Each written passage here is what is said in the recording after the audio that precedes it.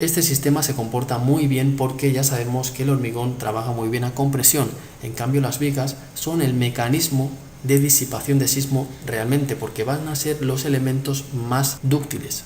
Ya sabemos que los elementos dúctiles nos permiten disipar gran parte del sismo en deformaciones inelásticas. Entonces la columna realmente va a estar diseñada para no deformar de esa forma, en cambio las vigas van a tener esa responsabilidad. Pero ahora bien, nos salimos de este tema porque vamos a hablar de la unión. Ahora lo que nos interesa es hablar de esa unión. Entonces, esa unión está compuesta por la placa de conexión con los pernos y la soldadura. Pero todo esto dependerá del diseño que hayamos hecho previamente en el modelo. Entonces, vamos a hablar de la conexión. La conexión que tenemos aquí, en esta parte de aquí, para este modelo se ha considerado un empotramiento perfecto. Sin embargo, tenemos que entender que también existen diferentes grados de empotramiento. La entidad, concretamente el CAE de Quito, nos pide que consideremos la transmisión de momento a lo que es la columna, es decir, que haya una transmisión de momento. No nos dice de cuánto, pero sí nos dice que deberemos de diseñar para que se transmitan momentos negativos a la columna. No a la columna, sino a la unión, mejor dicho. Entonces, tenemos en cuenta este requerimiento que nos pide la entidad y vamos a seguir explicando qué tenemos que tener en cuenta. Entonces, visto esto, que hay diferentes grados de empotramiento, sobre todo le podemos decir aquí empotramiento parcial, todos estos parámetros los hablaremos de forma personalizada con los alumnos, de forma que le vamos a guiar de forma particular para que ellos puedan resolver los casos concretos de sus edificios que estén diseñando en el momento de realizar el curso. Y vamos a ver que existen una serie de cuestiones aquí. Vemos que para las envolventes, ya sabemos lo que es una envolvente, las cargas máximas que reciben, mejor dicho, los esfuerzos máximos que se transmiten a estos elementos, y tenemos en las opciones de persistentes y transitorias. También tenemos para combinaciones sísmicas. Ya vemos que para combinaciones sísmicas no es tan grande los requerimientos que para persistentes y transitorias. Vemos que los momentos negativos en la viga aumentan a 18.98 toneladas en este extremo y aquí tenemos 20.52 toneladas. En el centro tenemos 17.01 tonelada por metro, que es la unidad de momento. Ya sabemos, tonelada por metro o fuerza por longitud. También tenemos los cortantes que se miden en toneladas. Tenemos la fuerza cortante de 16.67 y tenemos la fuerza cortante en este extremo de 17.17. Entonces, estamos considerando esta viga para el análisis, ¿de acuerdo? Hemos considerado un empotramiento de forma de que se van a transmitir estos momentos en los extremos. Pero ¿qué pasaría si nosotros, en lugar de haber puesto esta opción, hubiéramos sencillamente articulado en este punto con la opción de entrada de vigas? Con esta opción de aquí hubiéramos dicho sencillamente articulado. ¿Qué es lo que habría pasado? Pues bien, no se habrían transmitido esos momentos, de forma que la placa que vayamos a diseñar va a salir bastante más pequeña en cuanto a requerimiento.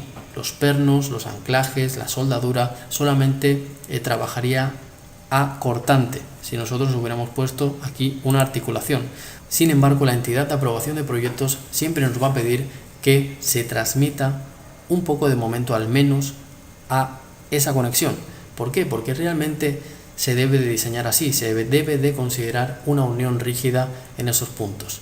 Sin embargo, yo ya les voy a decir que generar una unión rígida en esos puntos es sumamente complicado. Que se comporte así en la vida real no significa que nosotros no lo podamos modelar así, pero en la realidad, para que se comporte así, deberemos de considerar, deberemos de colocar una elevada cantidad de elementos para rigidizar esa unión.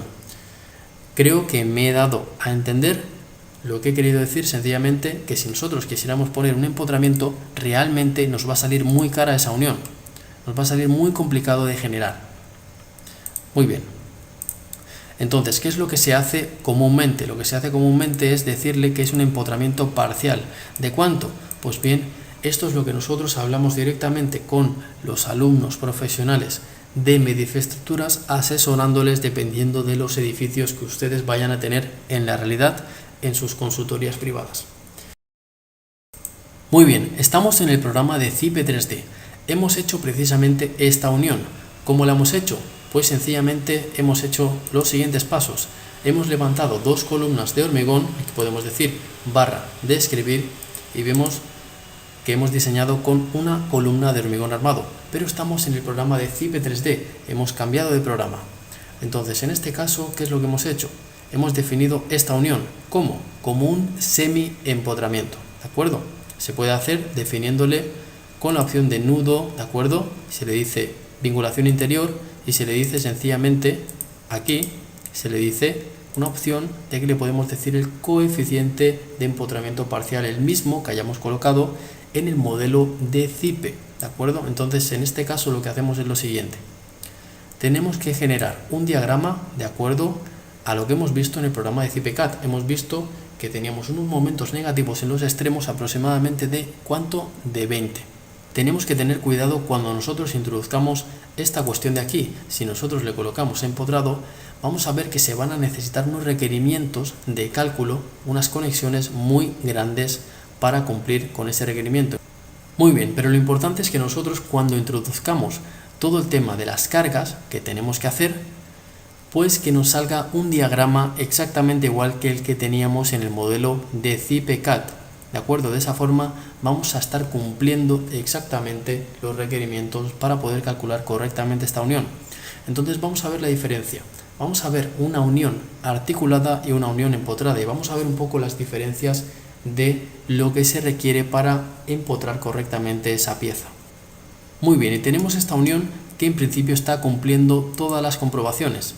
Realmente esto es un proceso que hay que analizar y nosotros guiamos a los alumnos de medio infraestructuras a que realicen estas uniones correctamente. Muy bien, pero realmente estos rigidizadores no están sirviendo para nada. ¿Por qué? Porque es una unión articulada, solamente va a necesitar resistir el cortante, la soldadura.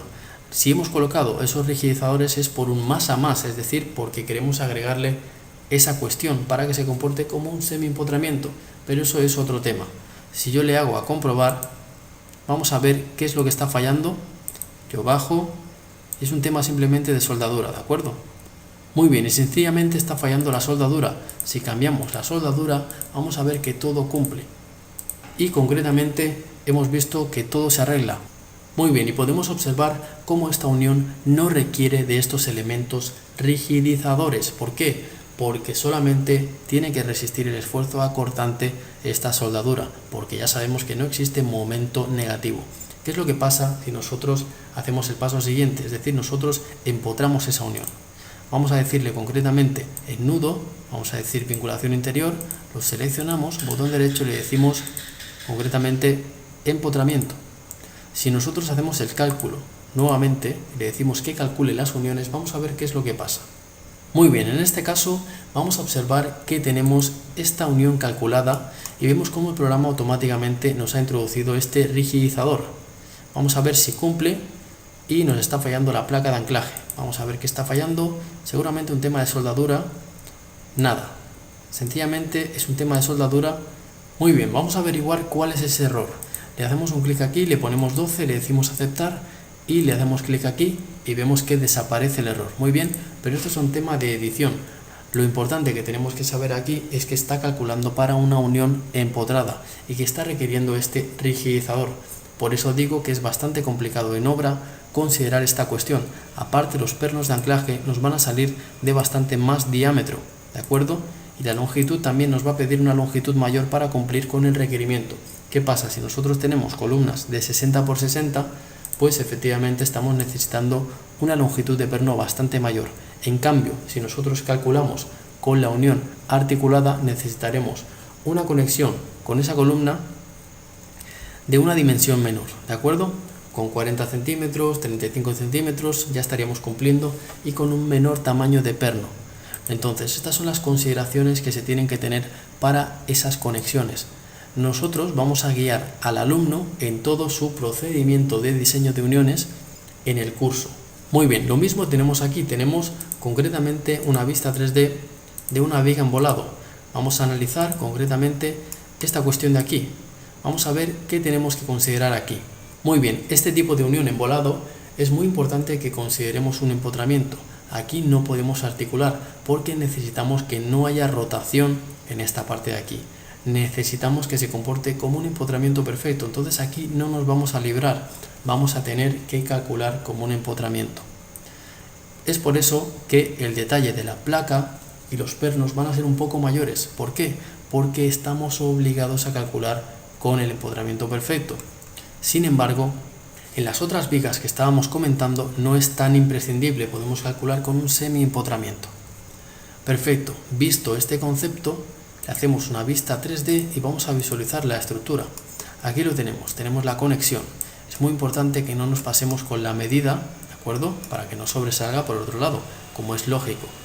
Entonces vamos a diseñar esa unión de la misma forma, ¿de acuerdo? En carga es importante saber, en editar carga sobre barras, es importante que sepamos calcular los anchos colaborantes para poder transmitir correctamente las cargas de un análisis previo del modelo en CIPECAD. También podemos modelar todo el edificio paralelamente con este programa y calcular absolutamente todas las uniones como estamos explicando. Es otra opción que también podemos hacer, pero también podemos obtener las uniones de forma individual con este método que estamos explicando. Lo importante es que haya una correlación en cálculo esfuerzos, que haya una correlación de esfuerzos, por ejemplo, de esfuerzo cortante, de momento flector, vamos a decir concretamente dibujar valores máximos y mínimos, y aquí tenemos los valores máximos y mínimos de los cortantes y los momentos, que deben de tener esa correlación con el modelo de CIPECAD. Si hay una correlación con el modelo de CIPECAD, podemos estar tranquilos que estamos calculando correctamente las uniones. Muy bien, con esto me despido.